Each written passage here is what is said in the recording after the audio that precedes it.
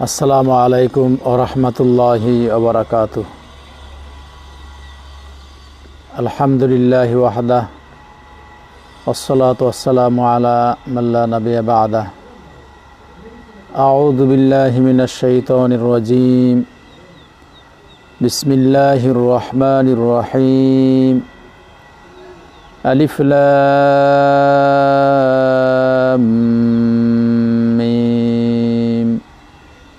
যালিকাল কিতাবু লা রাইবা ফীহি হুদাল লিল মুত্তাকিন আল্লাযীনা ইউমিনুনা বিল গায়বি ওয়া ইউকিমুনাস সালাতা ওয়া মিম্মা রাযাকনাহুম ইউনফিকুন والذين يؤمنون بما أنزل إليك وما أنزل من قبلك وبالآخرة هم يوقنون أولئك على هدى من ربهم وأولئك هم المفلحون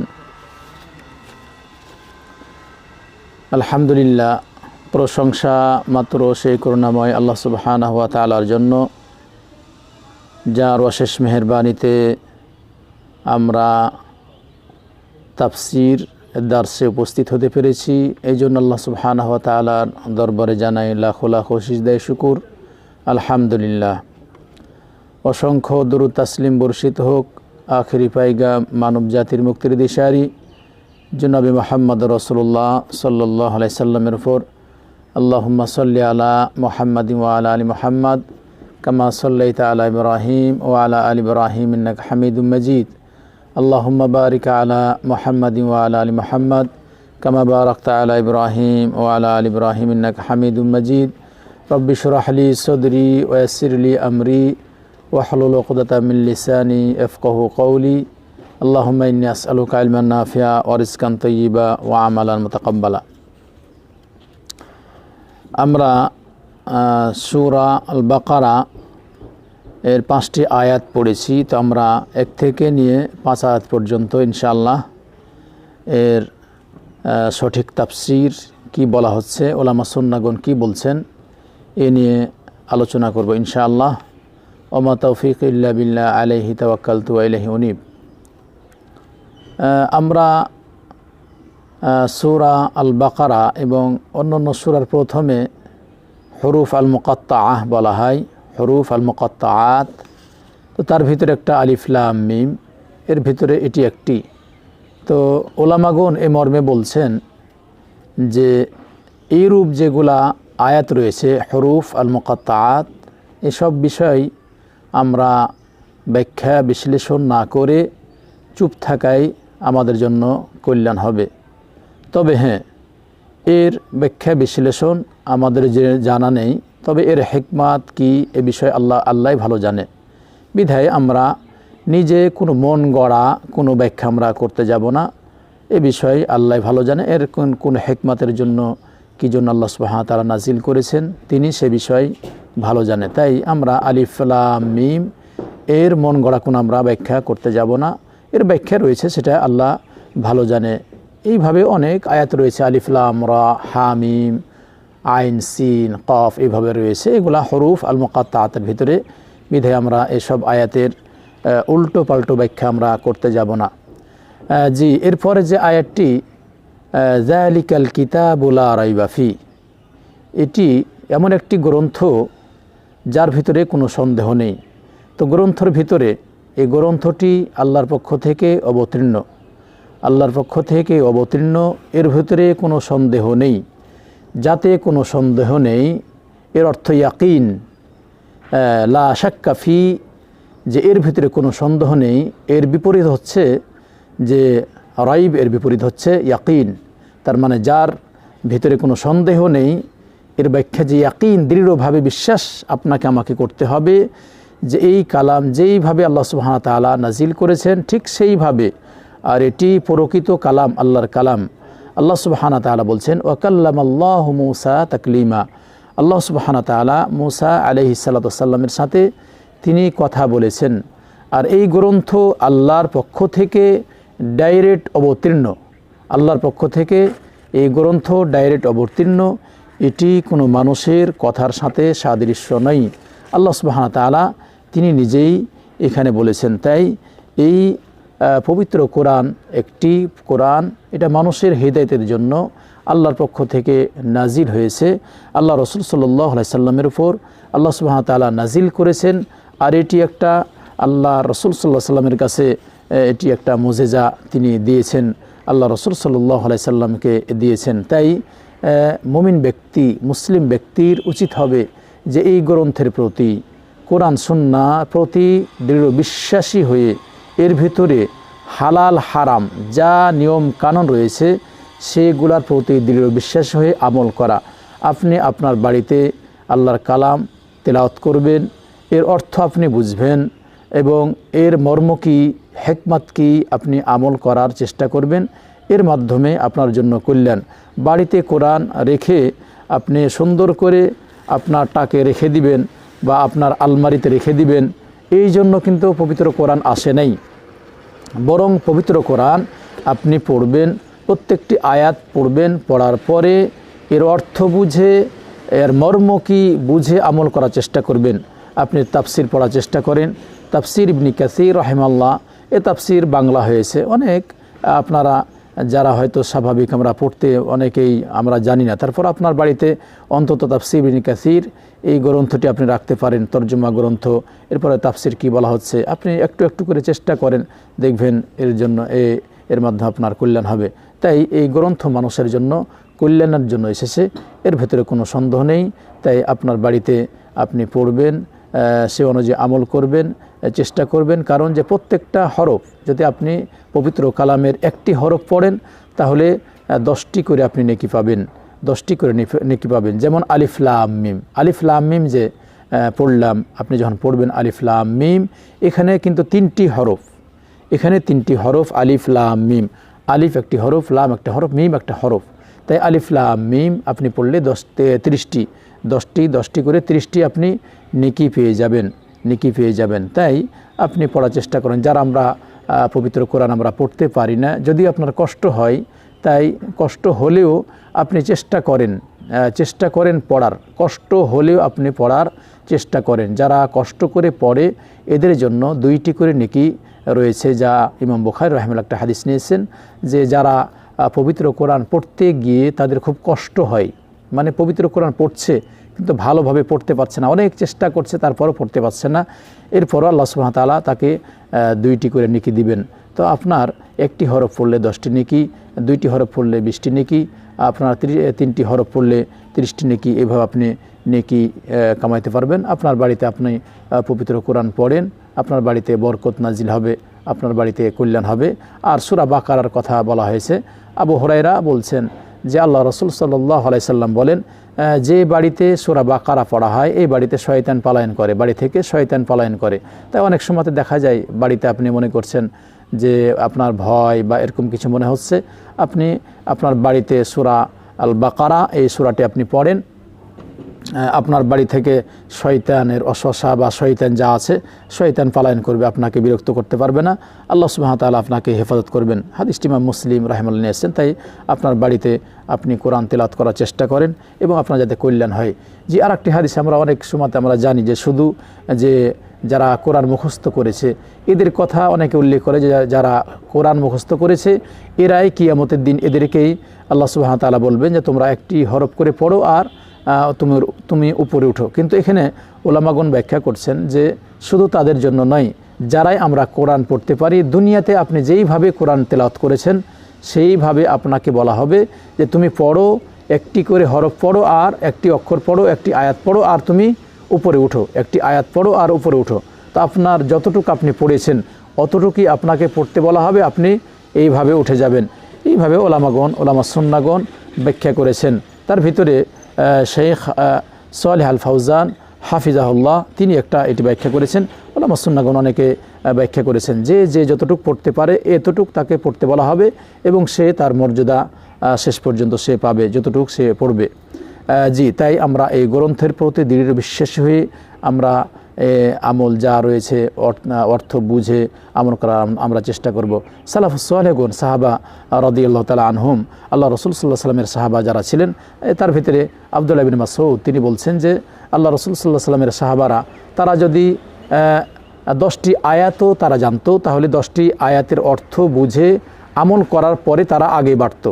তাই আপনি 10টি আয়াতও যদি, একটি আয়াতও যদি আপনার জানা থাকে, এই আয়াতটির আপনি অর্থ বুঝেন, এখানে আল্লাহ সুবহানাহু ওয়া তাআলা কী বলছেন আপনি বোঝার চেষ্টা করেন, দেখবেন আপনার ঈমান বৃদ্ধি পাবে। আর একটা যে পবিত্র কোরআন পড়লে ঈমান বৃদ্ধি পায়, পবিত্র কোরআন যদি পড়া হয় ঈমান বৃদ্ধি পায়। আল্লাহ সুবহানাহু ওয়া তাআলা বলছেন ওয়া ইযা তুলিয়াত আলাইহিম আয়াতুহু যাদাতুহুম ঈমানা ওয়া আলা রাব্বিহিম ইয়াতাওয়াক্কালুন। আপনি আল্লাহর কালাম তেলাওয়াত করছেন, আপনি কোরআন যদি ঠিকভাবে তেলাওয়াত করেন আপনার ঈমান বৃদ্ধি পাবে, আপনার ঈমানের মজবুতি আরও হবে। আল্লাহর কালাম বেশি বেশি পড়লে আপনার অন্তর নরম হবে। এই জন্য আল্লাহর কালাম আপনি চেষ্টা করেন, গবেষণা করেন। গবেষণা করার জন্য পবিত্র কোরআন এসেছে। আল্লাহ সুবহানাহু ওয়া তাআলা বলছেন আফালা ইয়াতাদাব্বারুন আল কোরআন আম আলা কুলুবিহিম আকফালুহা আফালাম ইয়াতাদাব্বারুন আল কোরআন, যে তারা কি কোরআন নিয়ে গবেষণা করে না, তারা কি কোরআন পড়ে না। আফালা ইয়াতাদাব্বারুন আল কোরআন, তারা কি কোরআন আল্লাহর কালাম পড়ে না, গবেষণা করে না, তারা কি এই কোরআন নিয়ে চিন্তা গবেষণা করে না, না তাদের অন্তরে তালাবদ্ধ হয়েছে। তাই আল্লাহ বলছেন আফালা ইয়াতাদাব্বারুন আল কোরআন আম আলা কুলুবিহিম আকফালুহা, না তাদের অন্তরে তালাবদ্ধ রয়েছে। এই জন্য আপনি পবিত্র কোরআন আল্লাহর কালাম আপনি পড়েন, চেষ্টা করেন, তাহলে আপনার জন্য কল্যাণ হবে। আল্লাহ সুবহানাহু ওয়া তাআলা পবিত্র কোরআন পড়তে বলছেন, গবেষণা করতে বলছেন, এর ভেতরে কী রয়েছে আপনি পড়েন, চিন্তা গবেষণা করেন, প্রত্যেকটি হরফ পড়লে নেকি পাবেন, আমল করেন, চেষ্টা করেন, তাহলে আপনার জন্য কল্যাণ। তাই বলছেন যালিকাল কিতাবু লা রাইবা ফি, এটি এমন একটি গ্রন্থ যার ভিতরে কোনো সন্দেহ নেই। এর অর্থ আপনি দৃঢ় বিশ্বাসী হবেন। এরপরে বলছেন হুদাল লিল মুত্তাকিন, আর এটা হলো হেদায়েত। মুত্তাকিন যারা মুত্তাকি ব্যক্তি এদের জন্য হেদায়েত। তাই এই গ্রন্থ এমন একটি চ্যালেঞ্জ করেছে যে আল্লাহ রাসূল সাল্লাল্লাহু আলাইহি ওয়াসাল্লামের উপর যে তিনি আল্লাহ সুবহানাহু ওয়া তাআলা অবতীর্ণ করেছেন, আপনার কিয়ামত পর্যন্ত এই গ্রন্থের মতো আর একটি কেউ গ্রন্থ নিয়ে আসা তার কাউরির কেউ সক্ষম হবে না, কাউরির পক্ষে এটি সম্ভব নয়। এমনকি একটি আয়াতও কেউ নিয়ে আসতে পারবে না, একটি সূরা তো দূরের কথা, একটি আয়াতও নিয়ে আসতে পারবে না। তাই আল্লাহ সুবহানাহু ওয়া তাআলার পক্ষ থেকে একটি চ্যালেঞ্জ যে এই পবিত্র কোরআন মানুষকে হেদায়েত দিবে। তাই হেদায়েতের কথা এখানে বলা হয়েছে যে হুদাল লিল মুত্তাকিন, যারা মুত্তাকি ব্যক্তি এদের জন্য এই পবিত্র কোরআন হেদায়েত। জি হেদায়েত আপনার হেদায়াটা দুই প্রকার। যে হেদায়েত আমরা বলি যে একটা হলো হিদায়া আত তাওফিক আর একটা আল বায়ান আল ইরশাদ আর একটা তাওফিক। হিদায়া বায়ান আপনার যারা মুমিন ব্যক্তি এদের জন্য দুটাই রয়েছে, হিদায়া আল বায়ান ওয়াল ইরশাদ আর তাওফিক। এটাও মুমিন ব্যক্তিরা উভয় হিদায়ার বায়ান ওয়াল ইরশাদ এটাও রয়েছে মুমিন ব্যক্তিদের ভিতরে, এবং তাওফিক এটাও রয়েছে। আপনার তাওফিক যেটা আল্লাহর পক্ষ থেকে আল্লাহর পক্ষ থেকে তাওফিক রয়েছে। তাই আমরা আল্লাহর কাছে আমরা দোয়া করব আল্লাহ সুবহানাহু ওয়া তাআলা যাতে আমাদের কোরআন বুঝে, অর্থ বুঝে আমল করা তৌফিক দান করেন। আপনি দুনিয়াতে এসেছেন, যা শিখছেন, যা বুঝছেন, আমল আপনাকে করতে হবে। এমনিতে আপনি বলবেন না যে আমি হেদায়েত প্রাপ্ত বা সঠিক পথে আসি, কিন্তু আপনার জীবনে কোনো আমল নেই। আপনি সালাতও পড়েন না, হজও আপনি করেন না, যাকাতও দেন না, সিয়াম সাধন করেন না, কোনো আমল নেই, তাহলে আপনি কোথায় হেদায়েত পেলেন? তাই যে মুমিন ব্যক্তি সে যেমন হিদায়াল বায়ান আল ইরশাদ তার ভিতরে রয়েছে, অনুরূপী তাওফিক হিদায়াত তাওফিক সেটাও রয়েছে। বায়ান আল ইরশাদ যে হেদায়েত বলা হয়, এটা মূলত আপনার যে আলিম ওলামাগণ রয়েছেন এরা মানুষকে সঠিক পথ দেখায়। আল্লাহ রসুল সাল্লাল্লাহু আলাইহি সাল্লাম মানুষকে সঠিক পথ দেখাইছেন, আলিম ওলামাগণ মানুষকে সঠিক পথ দেখায়।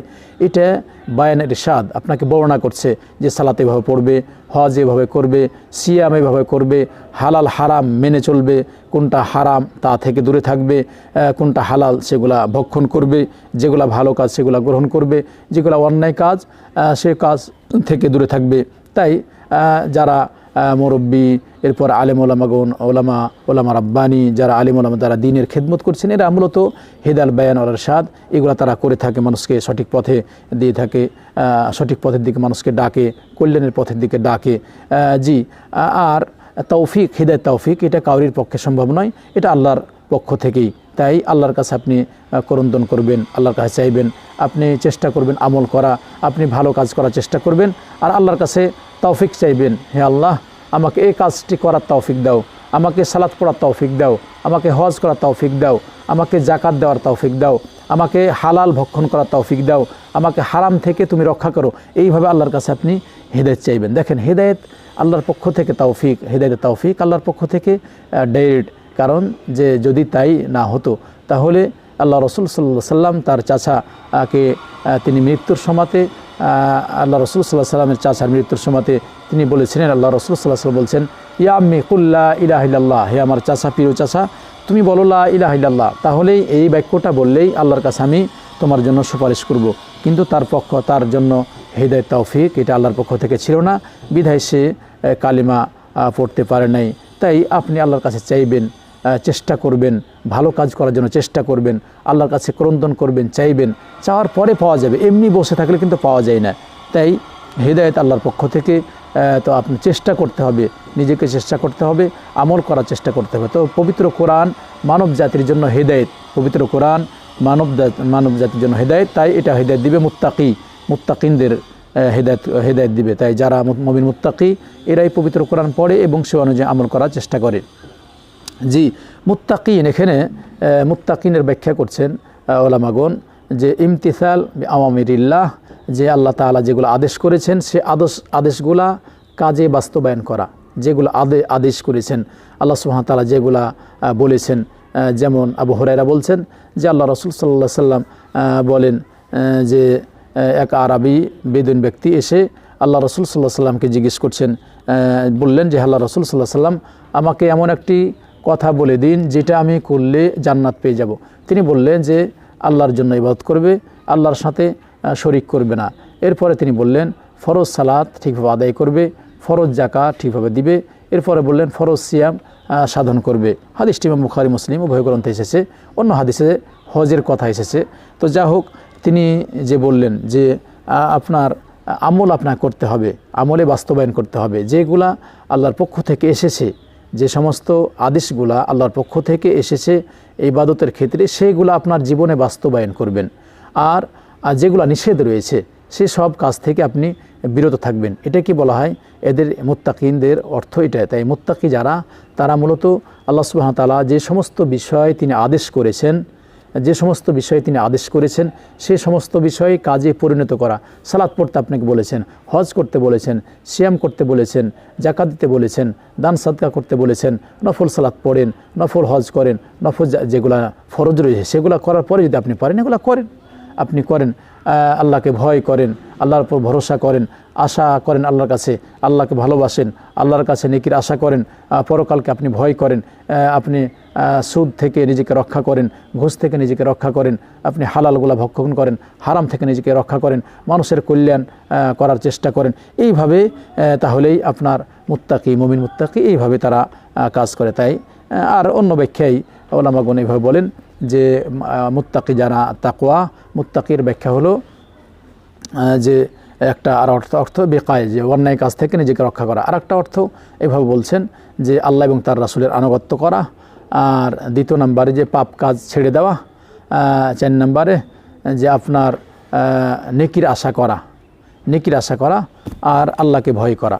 এই 4টি অর্থ করছেন উলামা সুন্নাহগণ।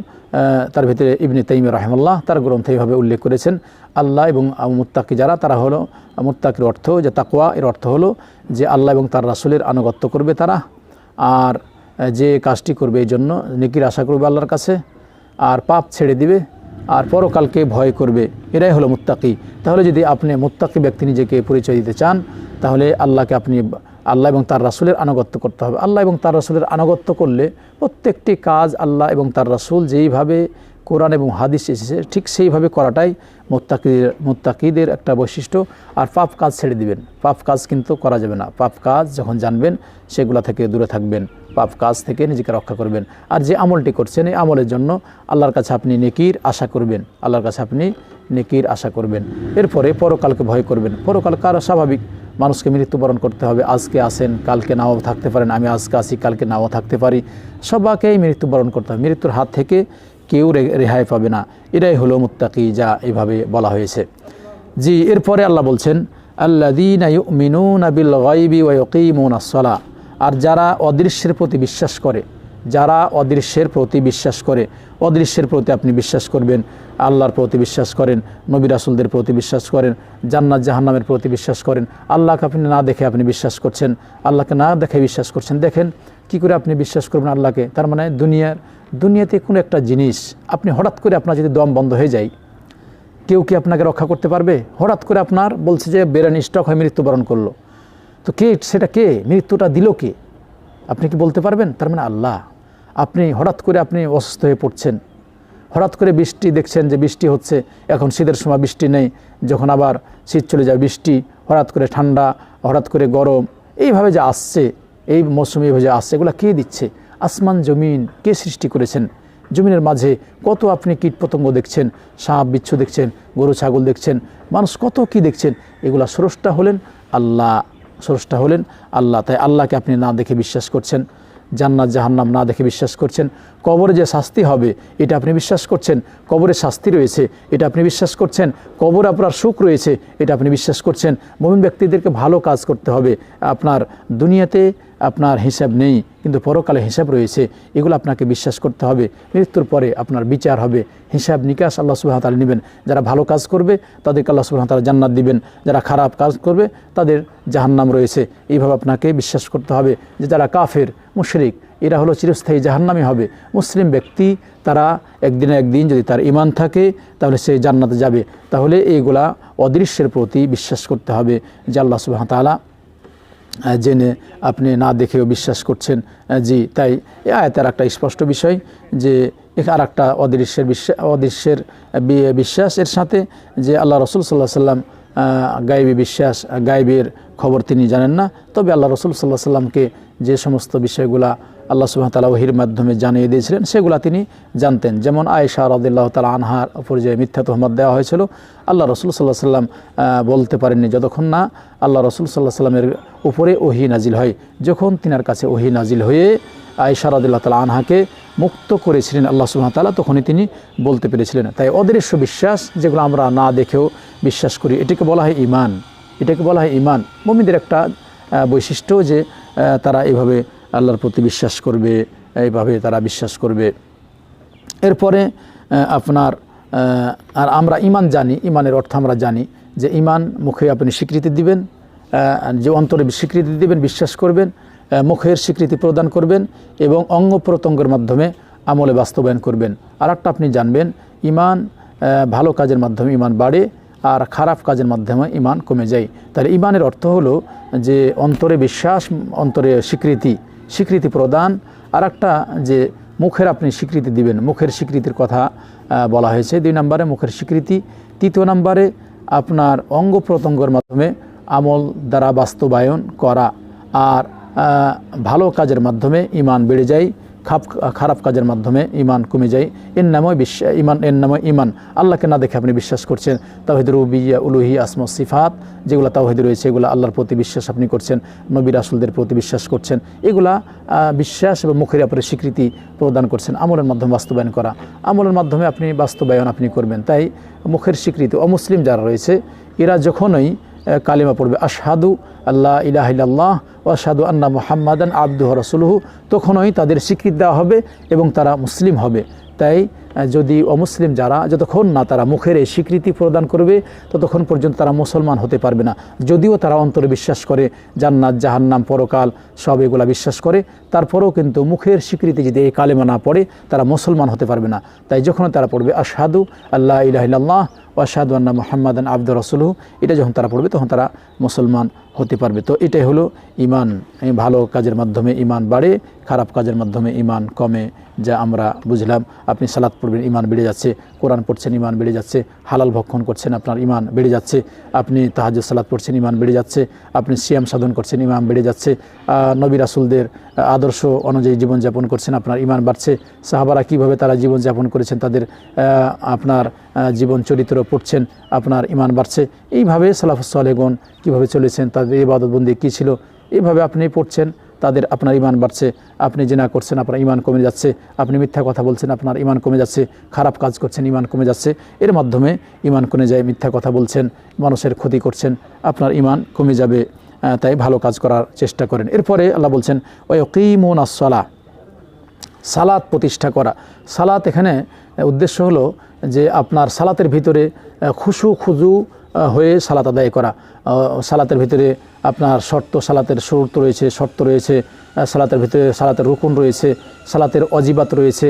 এইভাবে আপনি সালাতের প্রত্যেকটা কাজগুলা ঠিকভাবে খালিস অন্তরে আল্লাহ সুবহানাহু ওয়া তাআলার উদ্দেশ্যে আল্লাহকে ভয় করে আপনি যে সালাত পড়বেন, এই সালাতই কবুল হবে। তাই সালাতে প্রথম থেকে লাস্ট পর্যন্ত আপনার সালাতের যেগুলো ওয়াজিবাত রয়েছে, সালাতের যেগুলো রুকুন রয়েছে, সালাতের যেগুলো শর্ত রয়েছে, এগুলো সবগুলা ঠিকভাবে আপনি আদায় করার চেষ্টা করবেন। ঠিকভাবে আদায় করার খুশু খুজু বিনয় নম্র সহকারে আপনি সালাত আদায় করলে এই সালাত আল্লাহর কাছে কবুল হবে। তাই ইখলাসের সহিত আল্লাহকে রাজি খুশি করার জন্যই যে সালাত পড়া হয়, সেই সালাতের কথা এখানে বলা হয়েছে। তাই আল্লাহ সুবহানাহু ওয়া তাআলা বলছেন ওয়াকিমুনাস সালাহ, যারা সালাত প্রতিষ্ঠা করে, সালাতের ভিতরে যেগুলো রুকু আরকান যা আছে এগুলো ঠিকভাবে আদায় করে, এরপরে নিজে সালাত পড়ার চেষ্টা করে, অন্যদেরকেও সালাতের জন্য বলে, এইভাবে মূলত সালাতের কথা ওলামা সুন্নাহগণ ব্যাখ্যা করছেন।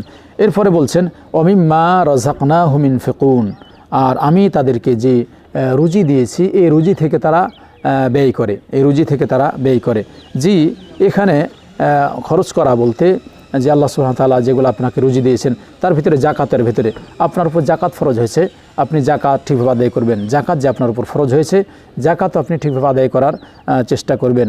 এরপরে জাকাতের পরে আপনার নফল যেগুলো সাদকা রয়েছে সেগুলাও আপনি দিবেন। এরপরে আরও নাফাকা যেগুলো খরচ হয়, আপনার স্ত্রী পরিবার রয়েছে এদের জন্য আপনি খরচ করবেন। ফকির মিসকিন যারা রয়েছে, ইয়াতিম দরিদ্র, তাদের জন্য আপনি ইহসান করবেন। এগুলাও নফল সাদাকা, আপনি তার মানে জাকাত আপনি দিবেন, আপনার পরিবারের জন্য খরচ করবেন। গরিব মিসকিন ইয়াতিম যারা রয়েছে তাদের জন্য আপনি খরচ করবেন। এইভাবে আপনি চেষ্টা করবেন যে আপনাকে আল্লাহ সুবহানাহু ওয়া তাআলা যা দিয়েছেন সেই অনুযায়ী আপনি খরচ করার চেষ্টা করবেন। মুআয ইবনে জাবালকে আল্লাহ রাসূল সাল্লাল্লাহু আলাইহি সাল্লাম যখন প্রেরণ করেছিলেন ইয়ামানে, তখন তাকে বলেছিলেন যে প্রথম যে কালিমাটা দাওয়াত দিবে সেটি হলো যে কালিমাত তাওহীদের দাওয়াত দিবে। তুমি যে যাদের কাছে যাচ্ছ এরা আহলুল কিতাব, এদেরকে কালিমার দাওয়াত দিবে যে আশহাদু আল্লা ইলাহা ইল্লাল্লাহ ওয়া আশহাদু আন্না মুহাম্মাদান আবদুহু রাসূলুহু, যে মর্মে সাক্ষ্য দেওয়া যে আল্লাহ ছাড়া কোনো সত্য মাবুদ নেই, এবং আরও সাক্ষ্য দেওয়া যে মুহাম্মদ সাল্লাল্লাহু আলাইহি সাল্লাম আল্লাহর বান্দা রাসূল। এরপরে বলছেন যে তারা যদি এগুলাকে স্বীকার করে নেয় তাহলে সালাতের কথা তাদের বলবে।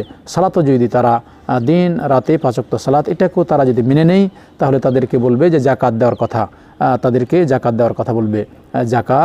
জাকাত যদি মেনে নেয় তো বললেন যে জাকাত যখন নিবে তখন যেগুলো খুব ভালো মাল সেই সব মালই তুমি নিবে না, বরং সবগুলা মিলে মধ্যম পন্থা অনুযায়ী তুমি জাকাত নিবে। এরপরে বললেন যে তোমরা সাবধান মানুষের প্রতি জুলুম করা থেকে, কারণ যারা জুলুম করে আল্লাহ এবং এই মাজলুমের ভিতরে কোনো আপনার ফাঁকা থাকে না। তার মানে মাজলুম ব্যক্তি আল্লাহর কাছে দোয়া করলেই সেটা কবুল হয়ে যায়। তাই জুলুম করা থেকে নিজেকে রক্ষা করেন, মানুষের প্রতি জুলুম করা থেকে নিজেকে রক্ষা করেন। তাই এইভাবে আপনি খরচের বিষয়গুলা ওলামাগণ বলছেন, এবং আল্লাহ রাসূল সাল্লাল্লাহু আলাইহি ওয়াসাল্লাম বলছেন এই আয়াতে খরচের কথা এইভাবে বলা হয়েছে।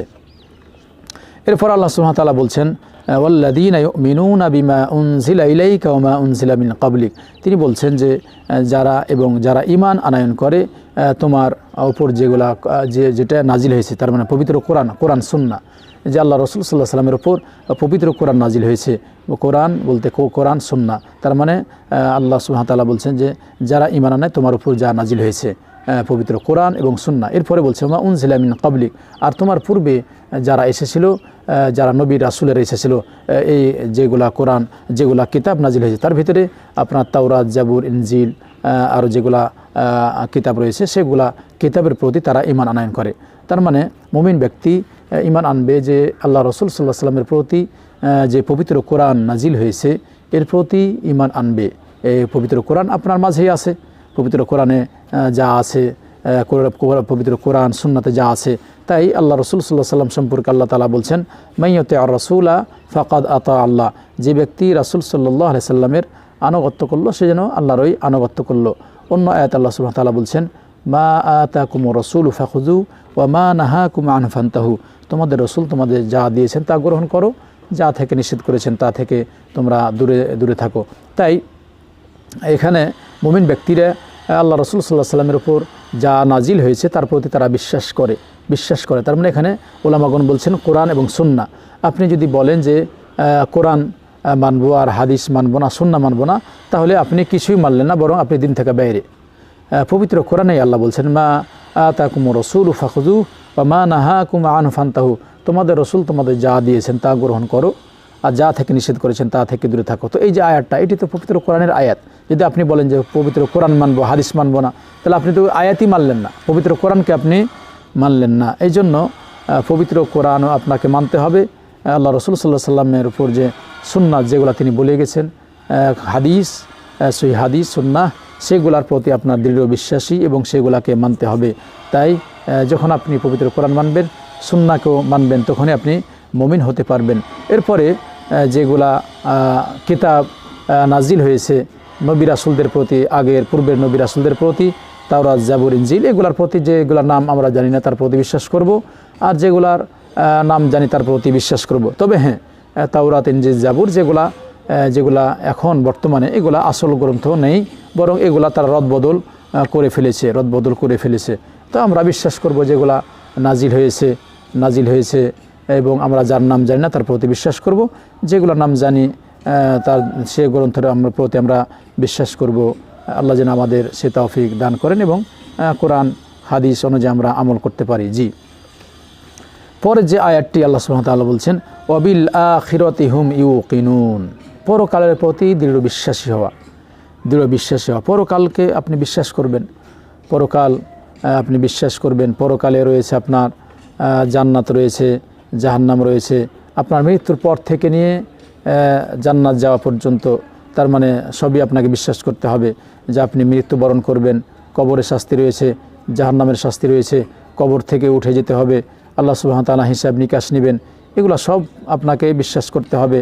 আপনাকে মৃত্যুর কথা আপনি স্মরণ করেন, আপনি মৃত্যুবরণ করবেন, আপনাকে দুনিয়া থেকে যেতে হবে। দুনিয়াতে কেউ চিরদিন বাঁচার জন্য আসে নাই, তাই পরকালে যেতেই হবে। তাই আমলে সালেহা করার চেষ্টা করেন, পরকালকে স্মরণ করেন, তাহলে আপনার কল্যাণ হবে। তাই যে পরকালকে দৃঢ় বিশ্বাসী, আপনি পরকালকে বিশ্বাস করবেন, তার মানে মৃত্যুবরণ করতেই হবে। এটি একটি ইমানদারের বৈশিষ্ট্য, যে পরকালের প্রতি বিশ্বাস করা। যা বললাম, পরকাল বলতে আমরা যা বুঝি, আপনার হিসাব নিকাশ রয়েছে, সেখানে জান্নাতের সুখময় স্থান রয়েছে, জাহান্নামের শাস্তি রয়েছে, এইভাবে আল্লাহ সুবহানাহু ওয়া তাআলা হিসাব নেবেন। তো আল্লাহর কাছে আমরা প্রার্থনা করি আল্লাহ যেন আমাদের হেফাজত করেন, আমরা পরকালের প্রতি বিশ্বাসী হয়ে যাতে আমরা ঈমান, আমল এগুলা করতে পারি এবং পরকালে আমরা যাতে নাজাত পেতে পারি, আল্লাহ যেন আমাদের সে তৌফিক দান করেন। আবু হুরায়রা বলছেন যে আল্লাহ রাসূল সাল্লাল্লাহু আলাইহি ওয়াসাল্লাম বলছেন, তোমরা এমন একটি জিনিসকে স্মরণ করো, বেশি স্মরণ করো, যেটি তোমাদের জীবনের সকল স্বাদকে কেটে ফেলবে, ধ্বংস করে দেবে। তা হলো মৃত্যুর কথা তোমরা স্মরণ করো বেশি। তার মানে মৃত্যুকে আপনি স্মরণ করলে আপনার দ্বারাতে ভালো কাজ বেশি করা সম্ভব এবং ভালো কাজ বেশি হবে ইনশাআল্লাহ। তাই আপনি মৃত্যুকে স্মরণ করেন যে আপনি মৃত্যুবরণ করতে পারেন। মৃত্যু বলে কোনো সময় আসবে না, হঠাৎ করে মৃত্যু চলে আসবে, সেই সময়তে আপনাকে মৃত্যুবরণ করতে হবে, করণীয় কিছু নেই। তাই ভালো কাজ করার জন্য আমাদের চেষ্টা করতে হবে। তারপরে যে আয়াতটি আল্লাহ সুবহানাহু ওয়া তাআলা বলছেন উলাইকা আলা হুদাম মির রাব্বিহিম উলাইকা হুমুল মুফলিহুন, যে এই হিদায়াত তার প্রতিপালকের পক্ষ থেকেই, উলাইকা হুমুল মুফলিহুন, আর তারাই সফলকাম। যারা হিদায়াত প্রাপ্ত হয়েছে তার প্রতিপালকের পক্ষ থেকে, তারাই মূলত সফলকাম। যে আপনার জন্য আপনি ইহকাল যেমন কল্যাণময় জীবনযাপন করবেন, পরকালে আপনার কল্যাণ রয়েছে। তাই আপনি যদি হেদায়েত প্রাপ্ত যদি হন, তাহলে আপনার প্রতিপালকের কাছে মহান পুরস্কার আপনার জন্য রয়েছে এবং আপনি সফলকাম হবেন। তাই এখানে মুমিনদের কয়েকটি গুণ 5টি আয়াতে উল্লেখ করা হয়েছে। যে 1 নম্বর, যে মুমিনদের গুণ, যে পবিত্র কোরআনের প্রতি দৃঢ় বিশ্বাসী হয়ে আপনি অর্থ বুঝে আমল করার চেষ্টা করবেন। এটি একটি গুণ। মুমিন ব্যক্তিরা আল্লাহর কালাম, পবিত্র কালামের প্রতি দৃঢ় বিশ্বাসী হয় এবং তারা জানে এটি আল্লাহর পক্ষ থেকে। যদি আপনি কিছু না পান, মনে করবেন যে আপনার ত্রুটি আছে, পবিত্র কোরআনে সব কিছু লিপিবদ্ধ করা হয়েছে, কিন্তু আপনি আমি হয়তো জানি না, আমল করি না। এই জন্য পড়েন, অর্থ বুঝেন, আমল করার চেষ্টা করেন, তাহলে আপনার কল্যাণ হবে। আর দ্বিতীয় নাম্বার যেই গ্রন্থ মুত্তাকিদের জন্য হেদায়েত স্বরূপ। তাহলে আপনি যদি আল্লাহর প্রতি, কোরআন কালামের প্রতি দৃঢ় বিশ্বাসী হন, মুমিন ব্যক্তি হন, মুসলিম ব্যক্তি হন, তাহলে এগুলো পড়বেন, সে অনুযায়ী আমল করবেন, তাহলে আপনি মুত্তাকি হইতে পারবেন। আর আরেকটা যেটি গুণ, যারা অদৃশ্যের প্রতি, যেগুলা তারা দেখে না, চোখে দেখে না, সেগুলোর প্রতি তারা বিশ্বাস, আল্লাহর প্রতি, নবী রাসূলদের প্রতি, জান্নাত জাহান্নাম আর যেগুলো রয়েছে এগুলোর প্রতি তারা দৃঢ় বিশ্বাসী হয়। এরপরে তারা সালাত ঠিকভাবে আদায় করে, সালাতের যে না রুকুন, ওয়াজিবাত, শর্ত শুরুত যেগুলো রয়েছে সেগুলো ঠিকভাবে আদায় করে, নিজে আদায় করে, ছেলেমেয়ে পরিবারকে আদায় করার জন্য বলে এবং চেষ্টা করে। এরপরের যে বৈশিষ্ট্য তা হলো যে মুমিন ব্যক্তিরা তাদেরকে আল্লাহ সুবহানাহু ওয়া তাআলা যা দান করেছেন সব থেকে সে জাকাত, ফরজ হলে জাকাত দিবে, তার পরিবারের জন্য খরচ করবে, নফল সাদকা সে দিবে, নফল যেগুলো রয়েছে সেগুলাও সে আদায় করবে, আল্লাহ তাকে যে দান করেছেন। জি, পবিত্র কালামের প্রতি বিশ্বাস হবে, যেটি একটি আল্লাহর পক্ষ থেকে গ্রন্থ, যা রাসূল সাল্লাল্লাহু আলাইহি ওয়াসাল্লামের উপর অবতীর্ণ হয়েছে। আর এর পূর্বে যতগুলো নবী রাসূলের এসেছিলেন, যাদের আমরা নাম জানি না তাদের প্রতি দৃঢ় বিশ্বাস করব, যাদের নাম জানি তাদের প্রতি বিশ্বাস করব।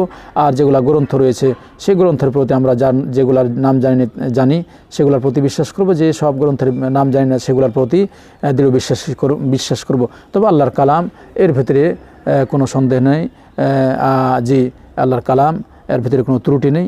আর তাওরাত, জাবুল, ইনজিল ইহুদি নাসারাদের কাছে এখন তারা রদবদল করেছে, আল্লাহ যেন তাদের হেদায়েত দান করেন। এরপরে মুমিনদের বৈশিষ্ট্য, তারা পরকালের প্রতি বিশ্বাস করে, জি। তারপরে বলছেন যে এরাই হলো হেদায়েত প্রাপ্ত তার প্রতিপালকের পক্ষ থেকে, আর তারাই সফলকাম। যার ভিতরে এই গুণগুলো রয়েছে তারাই সফলকাম, যাদের ভিতরে এই গুণগুলো রয়েছে এরাই হলো মুমিন মুত্তাকি। তো আমরা চেষ্টা করব পবিত্র কোরআন পড়া এবং বুঝা, সে অনুযায়ী আমল করা। আল্লাহ সুবহানাহু ওয়া তাআলার কাছে আমরা এই প্রার্থনা করছি, এবং আমরা যা শুনলাম সে আয়াতগুলোর অর্থ বুঝে আমল করার আমরা যে চেষ্টা করি। আয়াতগুলো শুনবেন, বুঝবেন, এরপরে আমল করার চেষ্টা করবেন। আল্লাহ যেন আমাদের সে তৌফিক দান করেন। ওয়া আখিরু দাওয়ানা আলহামদুলিল্লাহি রাব্বিল আলামিন। সুবহানাকাল্লাহুম্মা ওয়া বিহামদিকা আশহাদু আল্লা ইলাহা ইল্লা আনতা আস্তাগফিরুকা ওয়া আতুবু ইলাইক।